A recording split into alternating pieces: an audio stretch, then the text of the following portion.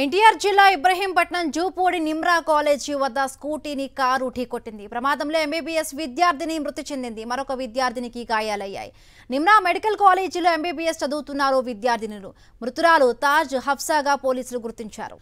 రైట్గా విజయవాడలో జరిగిన ఈ రోడ్డు ప్రమాదానికి సంబంధించి మరిన్ని పూర్తి డీటెయిల్స్ మా కరెస్పాండెంట్ అశోక్ అందిస్తారు. అశోక్, నిమ్రా కాలేజీకి చెందిన ఇద్దరు విద్యార్థులు ఈరోజు కాలేజీకి వెళ్తున్న క్రమంలో వేగంగా వెనక నుంచి వచ్చిన కారును ఢీకొట్టింది. ఈ కారు ఢీకొట్టడంతో ఈ ప్రమాదం జరిగిన పరిస్థితి.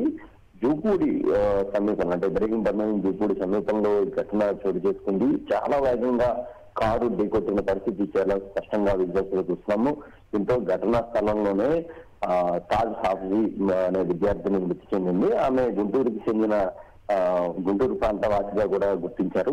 అదే సమయంలో అరూజ్ అనే మరొక విద్యార్థిని కూడా తీవ్రంగా గాయపడింది. ఆమెను చిత్తూరు జిల్లాకు సంబంధించిన విద్యార్థినిగా గుర్తించారు. అయితే అత్యంత వేగంగా అంటే నిత్యం రద్దీగా ఉండే ప్రాంతం, ముఖ్యంగా కాలేజీలకు పిల్లలు వెళ్లే ప్రాంతంలో ఆ వాహనం అంత వేగంగా రావడం పట్ల స్థానికులు ఒకసారిగా ఆందోళన వ్యక్తం చేస్తున్నారు. ఎందుకంటే ప్రమాదం జరిగిన తీరును చూస్తున్నాము, చాలా భయానకంగా ఉన్న పరిస్థితి కూడా కనబడుతుంది. ప్రస్తుతం గాయపడిన విద్యార్థిని ఆసుపత్రిలో అయితే చికిత్స పొందుతున్న పరిస్థితి కనబడుతుంది. ఆమె చాలా తీవ్రంగానే గాయాలైనట్టుగా కూడా మనకు తెలుస్తుంది.